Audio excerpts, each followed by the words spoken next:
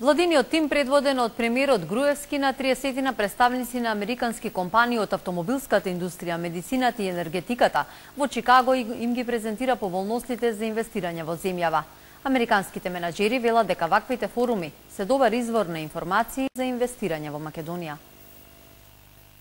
Ниските даноци, конкурентната цена на работната сила и атрактивниот бизнис амбиент се адутите на Македонија за привлекување на странските инвеститори во однос на регионот.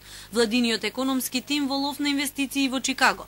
30 на представници на американски компании од автомобилската индустрија, медицината, енергетиката, инфраструктурата слушнаа за најниските трошоци за водење бизнис што ги нуди земјава и за младиот едуциран кадар кој е подготвен да одговори на потребите на странските компании.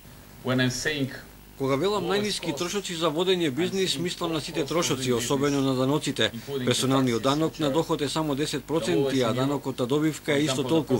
И тоа само за компаниите кои ќе ја распределат добивката како дивиденда. Оние кои нема да ја распределат не плаќаат данок, неограничен број години и за неограничен износ. Бизнисмените од Чикаго ги охрабри познатиот Мајк Зафировски да ја вметнат Македонија во своите размислувања и анализи за проширување на бизнисот во Европа, давајќи силна гаранција за условите за водење бизнис во земјава.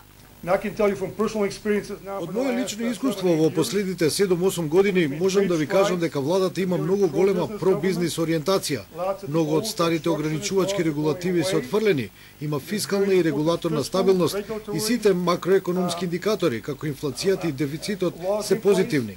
За американските менаџери ваквите форуми се добар извор на информации за инвестирање, позитивни оценки за македонската бизнис клима. Позитивно е што една земја носи министри за да се сретна со бизнис лидерите во Чикаго и да разговараат и да се соочат со нив.